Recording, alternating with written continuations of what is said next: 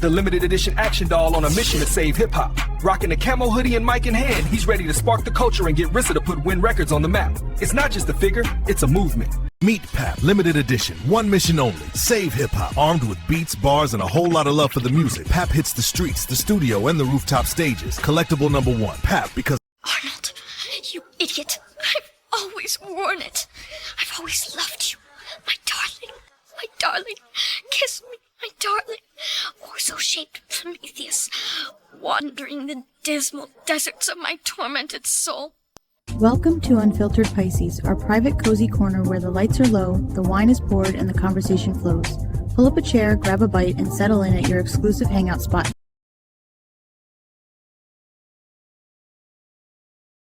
There's a girl named Clarissa, known as the T-Rex. She became a champ because she knew she was up next. 'Cause all her life she had to fight with all of her mind. She was raised in the city of Flint, so the life she lived gives you a hand. She broke up engagement with a man named Tony. You with a married man that was nothing but a phony. Came so stigmatized right in front of our eyes. Now we can't stop hearing his name. Ooh, Lord, that's a damn shame. Relationship is taking its course. Did I mention he's still not divorced? She refuses to believe that she's been deceived. That's the story of Miss Shields. Make sure to watch Bars on Wheels. Hey y'all, welcome back to another video with me, the Unfiltered Pisces. And you already know, if you like the vibe, make sure you like, comment, and subscribe. And thank you for the support, y'all. I gotta say that. I stopped saying it, but I'm gonna say it again. Anyways, y'all, we're going to talk about the interview that Claressa Shields, the GWOAT herself, did with Mid-Michigan, or Fox 66, whatever, you want to call it. But she did an interview with the Michigan, I guess, about her upcoming fight. Yeah, we talking about GWOAT. Yeah, 19 times undisputed. Yeah, highest woman getting paid in female boxing. That's me. Yeah. 2 Olympic gold medals. Did anybody else got it? No. Yeah. But y'all, she's over talking the man. He's introducing, starting off the interview. Yeah, Let him speak. You let the interviewer speak. And then when he asks you the question, you answer it. Like with a sold out crowd. Yep, 16, 17,000. Yep, we did it. Now first it was 16,000 arenas, right? 16,000 seated arenas. I said 16,000 arenas, Jesus.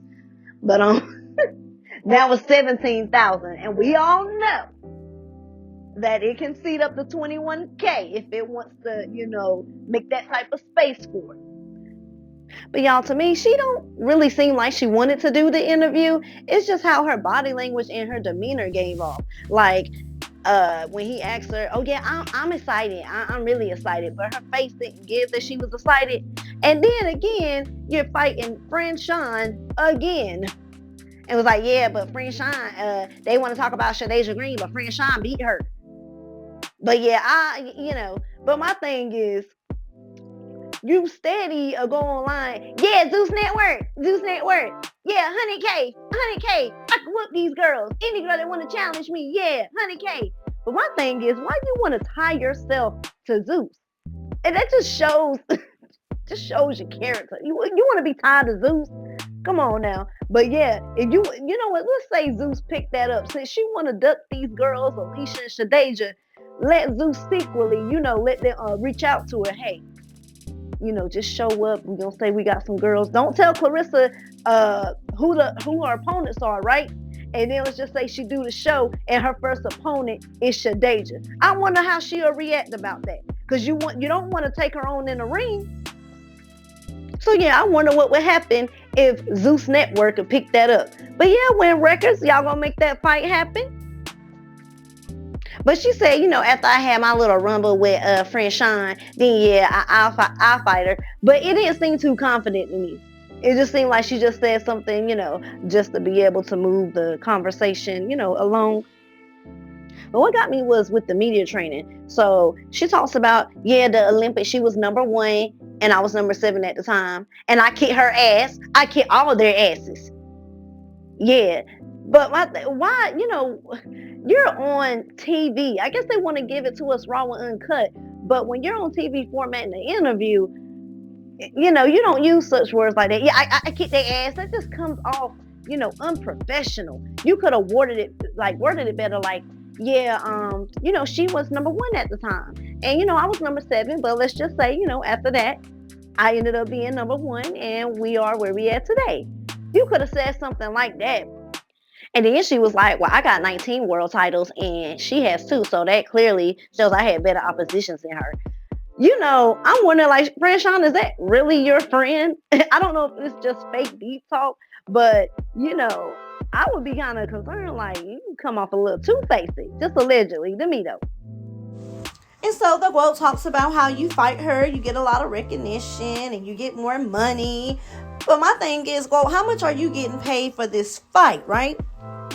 And then with your deal thing, how much is Win Records going to get out the deal and Pep?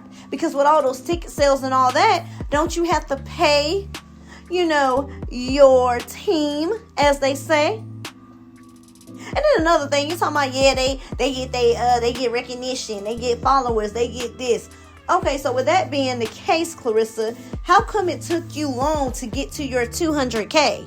Remember, you did your little Layla Ali interview, and then I remember looking, and you had a certain amount of views. It wasn't a lot. But then the next day, after, Layla did hers, all of a sudden, your interview views shot up out of nowhere. I'm like, damn. That's what I thought at first until I started seeing all these videos coming out. And they were showing it. So my thing is, with you having all these excessive amount of views when you drop your documentary, how come your sub count didn't go up, ma'am?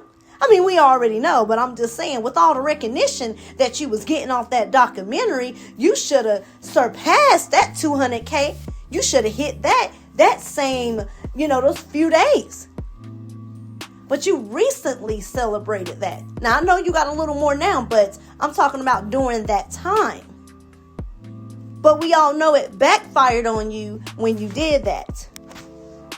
But, according to her, we get a lot of recognition off of her.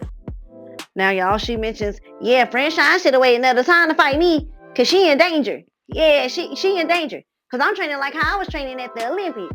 Yeah. She up for it this time. But then what also got me, she was like, friend Sean, it's a lot of things she hate about me.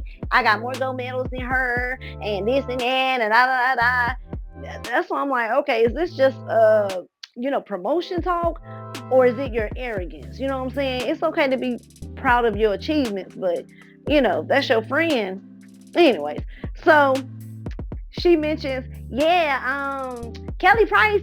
No, before the Kelly Price thing. He asked her, have they looked at anywhere else? And I'm starting to feel like the commenters. I think she's picking Detroit because she knows she has a lot of support there and they'll come out. Because she's like, we looked at Las Vegas, Atlanta. They love me everywhere. They love me there. They love me in Atlanta and New York. Why didn't you choose that? Well, she goes on to say they chose Detroit because, by friend Sean being from B-More and, her fans in New York and Vegas, they can all come together to Detroit. That's like the halfway point. Okay, Clarissa, but we're going with what the commenters are saying. You're doing that because they'll come. So then she goes on to say, Kelly Price, she gonna sing the national anthem. Yeah, the legend Kelly Price, the one that made the song with R. Kelly and Mr. Biggs. Clarissa, I know people gonna say, well, that's what they call him. Clarissa, his name is Ronald Isley. Mr. Isley and R. Kelly. But the one that made that song, she a legend because she did music with R. Kelly and Mr. Biggs. You know what Mr. Biggs is? But anyway, so then, she got asked about her, deal and all that. And here she goes. Well, I took a playbook out of Floyd Mayweather's playbook. What? No, Clarissa, you took a page out of Floyd's playbook. Yeah, I took a page out of that because you know he signed with a deal with a record company. He signed with James Prince. Yeah, and so then when he signed with it, he started making a lot of money. So you know I want to win records because I'm following him. Like he was a inspiration for me to do that, influenced me to do that. No, the difference is, Clarissa, James Prince has a lot of connections, so he could get Floyd, inside that door to where, he can get bigger offers and stuff like that because he knows the talent that Floyd has. And he know that, also with him making money as well. But James Prince has a lot of connections. What the hell does Win Records have? Where do you hear any damn artist talk about, yeah, man, hey, Win Records, man, hey, gotta fuck with it. That's where I want to go. That's where I want to sign up at. What has they done? Yeah, by Win and Salida, because I was already bringing 12,000. And let's not forget that. But when I got with Salida, she said Salida Records, but, she was talking a little too fast. But when I got with Win Records in Salida, yeah, I got up to 16,000. But anyway, besides the point. Now, what the positive I do want to say is that she gives back to her community. She mentions how, she was growing up, didn't have the right clothes. I didn't have all the fancy clothes, the shoes, and, like food like that. And we used to go to turkey drives. She said her family went to the food drives and stuff like that. And so she said when she grew up, I know what I went through, so I want to give back. I can't give a lot, but I can provide, some assistance. So that's the good thing and a positive thing, Clarissa, that I'm going to say that you do. But what I don't get is that Christmas drive where you kick them kids out. I understand you having a problem with the mama, but the kids had nothing to do with that. I could understand that if you had an issue and you had to kick the mama out. But Clarissa, I still can't get over why you did not let them kids at least get the gift. Aside from the mama, okay, you could have left the mama, out. Yeah, get out, you kicked out, but I'll allow your kids, because your kids ain't got nothing to do with what me and you got going on. So I still let them get a gift. Because, Rissa love the kids. I love the kids. I want one myself. But no, you didn't do that. So that's one thing. That's the one negative. But the good positive is that you do give back. But the negative is you should have let them kids get that gift, girl. Because she mentioned that they gave, out over 600 toys, right, for the Christmas giveaway. And she said, yeah, everybody was still gone. And, we still had toys left over. So, those two children that got kicked out with the lady who said she also walked out because if you're kicking the kids out, then I don't want to be in here, friend. They could have got the toys. But, we ain't gonna go too much on that topic. We'll just go ahead and move along and keep it moving to the next thing. So he asked her, well, it's good that Burston allowed you to do that. So tell us what was some of your memories from your childhood about, being able to train at, the Burston Fieldhouse, right? And what does she say? I remember, it was this girl named Melinda Watpool. They call her Kangaroo, though. And I dropped her. I sure did. And the ref had to come in and stop the fight. And her eye was like this big. You see it? This big. Yeah, it was Swole. Swole Woke did it. That was the Woke. That was baby Woke. Yeah. And I probably got some pictures of it if I go look through my phone. Why would you say that? Out of all things, you had to let that be known. You could have kept it at, what you said after the fact about, the guy Jason and, training you, teaching you techniques and teaching you how to box and, you training and going to places and having an opportunity. You could have kept it at that. But you had to sit up there and give that girl government name out. Melinda Watpool, yeah, knocked her out, call her Kangaroo, ass was up there hopping that thing hit her. All bulged out. Yeah, Quote did that. But baby Quote, yeah. That's why I said these girls, hey man, when I was a G, man, I was a beast. They can't see me. But why? How you know that lady wanted her name to be said? You could have said, kept that woman anonymous. You could have kept it sure that, well, yeah, you know, I could say I got my first knockout there, but you know, she know who she is, and kept it like that. Now people gonna probably say, hey, you the girl that Clarissa knocked out, Melinda Watpool. But y'all, before I go, I also wanted to point out to y'all that I didn't say earlier. Y'all notice how she was up there rocking that Win Records chain? I bet when she did her fit, Pat, you think this look nice? Yeah, but instead of the Quote chain, put on the Win Records, promotion.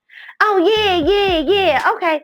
Yeah, I'm gonna put the Quote chain up. Let me put my little baby up. Yeah, I'm gonna do what my man Pat say. Wear my Win Records chain.